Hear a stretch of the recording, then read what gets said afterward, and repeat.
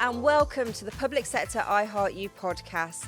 I'm the host, Rebecca Davis, Chief Executive at West Midlands Employers, and today I've got the pleasure of being joined by Jess and Steve from Solace in Business, and we're going to be talking all things AI and executive recruitment. I'm just going to hand over. Steve, Jess, do you want to just tell us a little bit about yourself and what you do at Solace?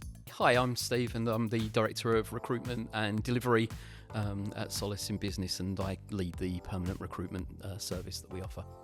Hi Rebecca, I'm Jess Mullinger. I'm the Exec Director of Sector Support.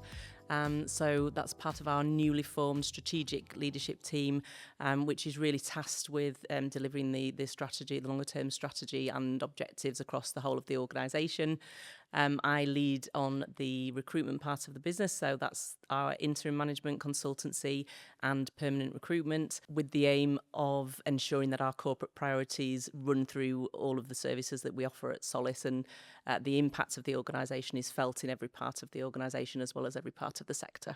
Brilliant, thank you. Now, I know we work closely and in collaboration and partnership with you on executive recruitment, making sure that we're able to offer added value to our shareholder councils in the West Midlands. Tell us a little bit about that partnership and some of the benefits which our councils can get from us working with you. So I think when we first started talking to you about a potential partnership across recruitment and interim management, it was really a no-brainer for us at Solace. What you need in terms of an executive recruitment service is a real kind of insight into a local area. Those networks, that insight, those people on the ground in the region is really, really important. And to us, that's what WME brings.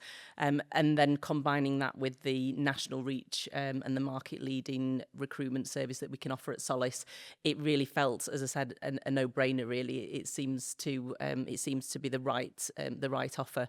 I think the fact that both organisations are not for profit as well, so we are both of the sector. We both have those same values and ethics in terms of what we do and why we do it. So it really felt like a comfortable partnership and one that we thought would be really valuable to councils in the West Midlands region. Yeah, absolutely. From our perspective, what we can bring to that partnership really amplifies what Solace in Business does in executive recruitment, and it's an expertise which, as a small agile organisation that's owned by our councils, we couldn't scale up to deliver, recognising not all 31 of our councils need the same level of support all the time. So it's a really strong partnership for us that allows us to deliver that expertise into our councils. So we're really thrilled to be working with you on that. Now, I know today we're going to talk about some of the key themes which are impacting on executive recruitment, particularly AI, which is a growing trend. I think it's fair to say it's here to stay. It's here to keep evolving and to keep us all busy.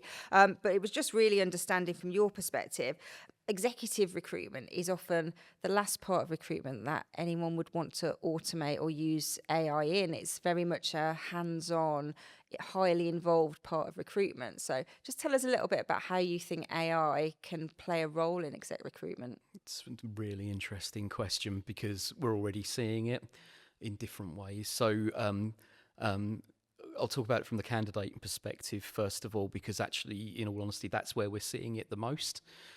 And I think it's a note of caution, really, because, and this might date this podcast very quickly, or it might prove to be right, but we're in a period of flux here where we're still learning the art of the possible, and obviously AI is still going to develop and grow in ways that we can't even predict at this stage. But what we're seeing at the moment, right now, it's quite interesting. Most executive recruitment isn't about application forms. It's about people submitting considered decent applications where they not only provide a CV but a decent supporting statement that gives some insight around what they've achieved, what they've done, and all of that kind of thing. And one of the fundamental things that we always give in feedback is around make sure that you've got metrics, that you're providing evidence and some numbers and figures and that to show that grip around what you've done and what you've achieved. And by contrast, what we're seeing increasingly, it's quite evident that people are using Copilot, ChatGPT, whatever it is, and it's actually diminishing the quality of the applications that are coming through because it is people sort of relinquishing that control over what they're submitting, and it means that we're seeing less quality application. And it's remarkable how so many applications look almost verbatim the same. So on that level, that's a real concern. The other thing is around the assessment side of executive recruitment. Again, how you police, particularly now that we work in a hybrid virtual world around assessment centre delivery, how you ensure that the work that we're seeing coming out of assessment centres is actually the work of the candidate. And there are some sort of fundamental questions about what are we testing now. I'm reminded of when I was at school with exams, maths exams in particular. Are you allowed to take a calculator in or aren't you? What are you testing? Are you testing someone's ability to use a calculator, or are you testing their ability to do mental arithmetic? And we're kind of in that space on this kind of thing. So on that level, some really interesting challenges that we're still working through. On the other side, in terms of research, it's a relatively safe space to use AI at the moment. We can see stuff at a policy level. It can generate ideas if we're doing some thought leadership, article writing in this space.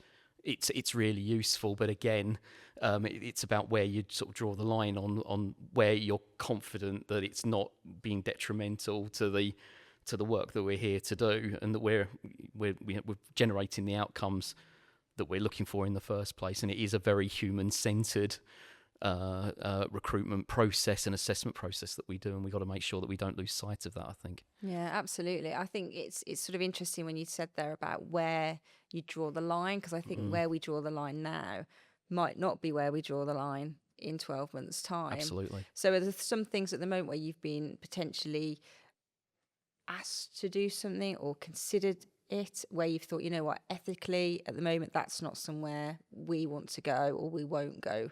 Not really. I mean, we are being pushed around with LGR, for example. There are some conversations around we could have senior leaders who are going for multiple jobs across multiple authorities in the coming years.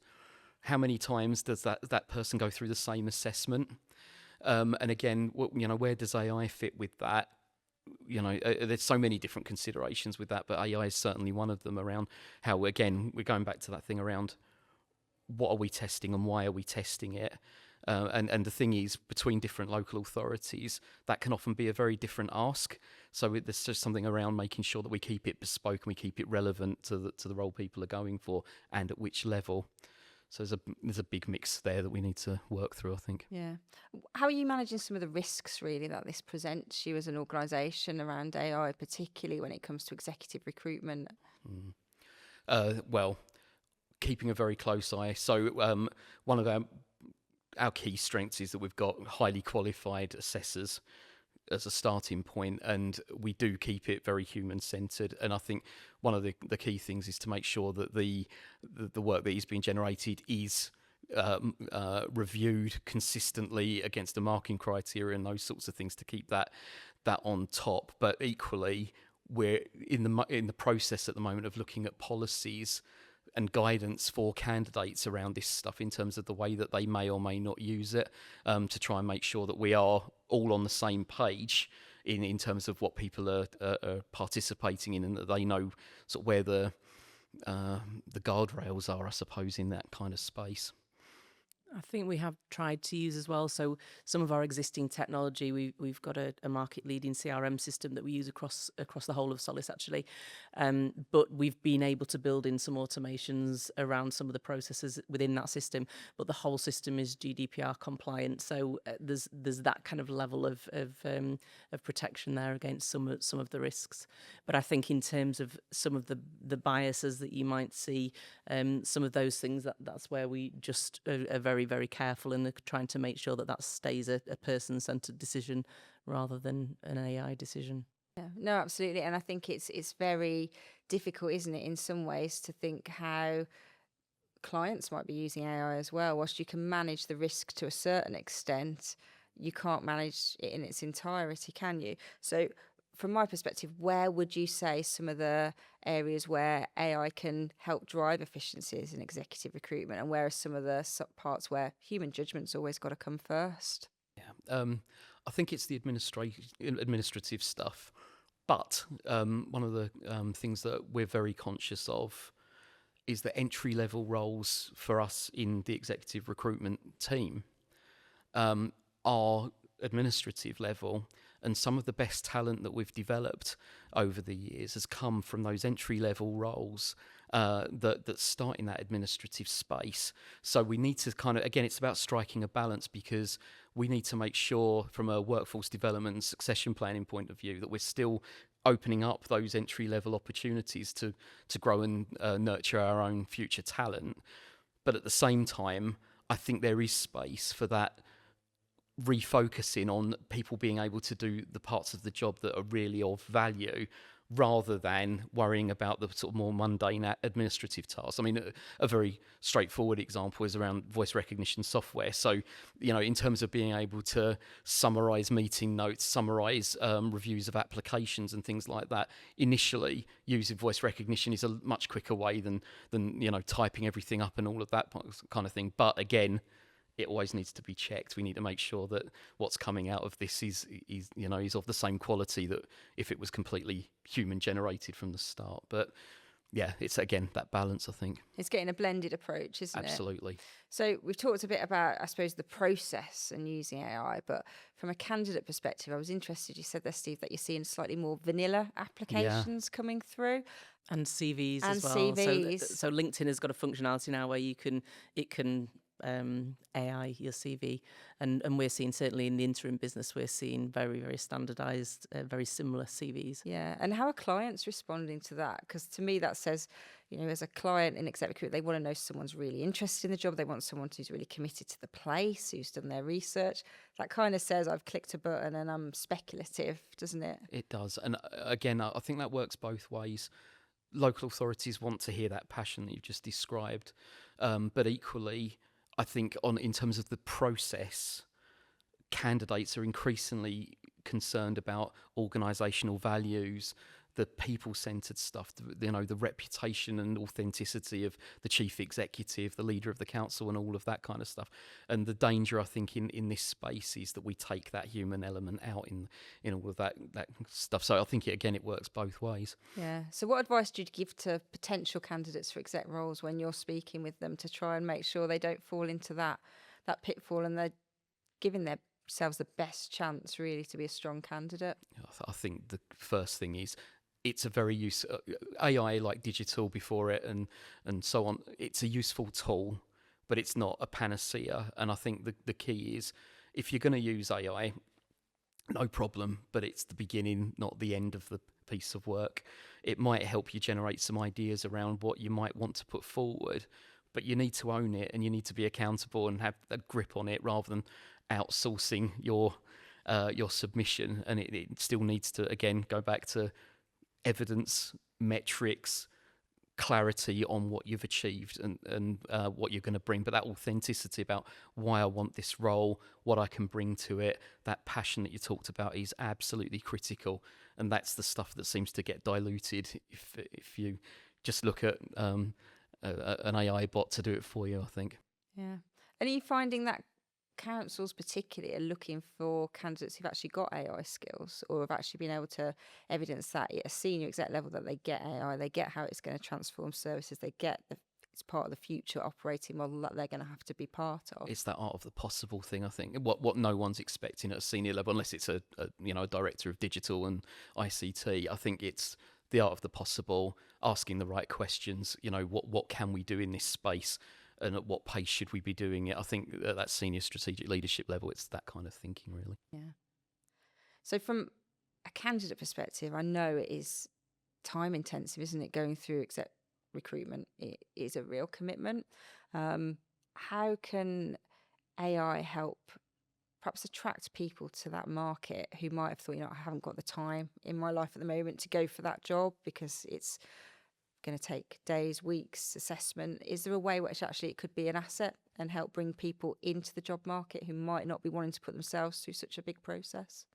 I don't know if it will narrow the process or speed it up, but I think there is a huge opportunity to open up the local government market to a wider audience through AI. So work that I know West Midlands employers and Solace have been working with the LGA on the National Local Government Recruitment campaign. That's work for your local council. It's been very successful. It's in its third year now. in the coming months, I believe, we're going to be seeing a bot that's going to be assisting anyone coming in from that campaign hitting the microsite, where they're going to be able to have that AI assistance in finding opportunities that could be relevant to them in terms of their own background, their location, and all that kind of thing. But at an AI level, so that it's not just I need a job in this council in legal. It will be a much broader thing that's encouraging thought about, the 800 different things that local government do, to try and open that up a little bit more. So that's one of the things where I think it can actually help raise awareness and reach a wider audience if it's used effectively. And as I say, that should be launching in the coming months, hopefully. Yeah, absolutely. And I think what matters so much when it comes to certainly top team recruitment, isn't it? It's getting the right fit often in organisations, which I think is about actually really understanding people, candidates, how they operate. So tell me a bit about how you approach that at Solace and what it is you think AI might give you as an additional tool in the box. When we came out of the pandemic, that fit element was the thing that we went back to in terms of the in-person stuff. So a lot of the assessment stuff can be done virtually, but that chemistry fit, meeting the stakeholders, doing that on a screen, it's not anywhere near as effective in our view. So we have really tried to get that back into the face-to-face direct engagement kind of space, where the space for that with AI is, that's really difficult to say actually. I think it is that personal fit and personal style. So I think I would actually say at the moment, I don't think the technology is in a place where we can do that comfortably. When AI develops, as it will, massively, and it will be very different in 12 months, 5 years time, it might be an area that might have more application. But for now, I think I'd be steering away from that, to be honest. I think there is a thought that AI could help to reduce some bias in that, because I think fit is sometimes seen as one of those things where you could be susceptible to bias, and there is a school of thought that says AI could potentially help with that.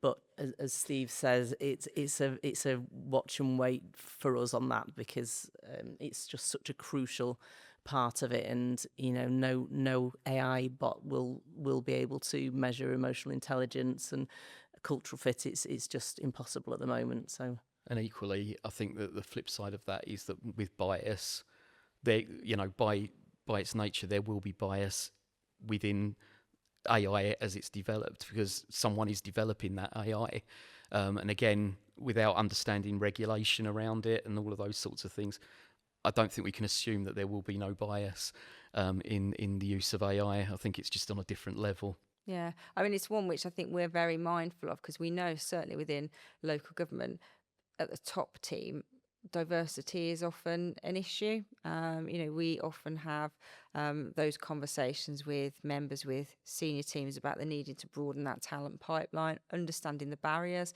I can't say we've ever quite found what works. We've taken steps forward, but I don't think we've ever found something which absolutely addresses some of the barriers, because those barriers are always changing. And I suppose it's what ways could AI really help in that space to almost call out that bias, I suppose, is where it can look, isn't it? Because sometimes teams do look both internally instead of going externally, or they sometimes look to recruit people who might have similar experiences or similar backgrounds. And I think it's trying to think, how could AI be used as a positive? In some ways, I think that goes back to the thing around widening the pool of people who are looking at local government as a potential career path. I mean, despite all of our best efforts, there is a significant majority out there who see local government about bin collection and potholes and not more than that. I think there is a real upstream intervention argument, and I think AI is part of that in terms of, again, going back to the recruitment campaign nationally. We need to get the message about local government out there a lot stronger than it's ever been done. That's tricky because of funding and various other things. But if we can do a lot more to widen that upstream pool of people who are coming into local government. I think the rest will follow over time, but obviously that's a longer term solution than the short term, and that's the challenge that I think we're tackling daily at the moment. No, absolutely. So at the moment, obviously, the market is a challenging market, I think it's fair to say, particularly in some of those statutory roles. What are you noticing at the moment within the market, and sort of some of the regional variations that might be at play?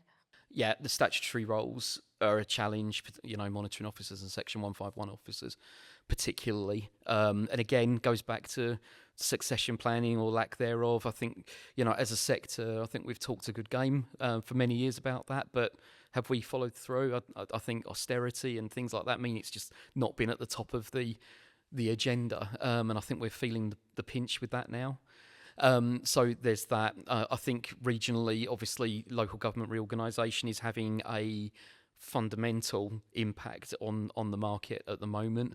I think we've got a mix of people who are considering whether this is their off-ramp in terms of their careers, whether that's retirement or looking at other sectors. There's obviously a lot of nervousness, particularly in the district councils around what's next for me, and people seeking quite a lot of support in that space. Some jumping to opportunities now to make sure that they've got something to go to. Others are waiting it out and seeing what's going on.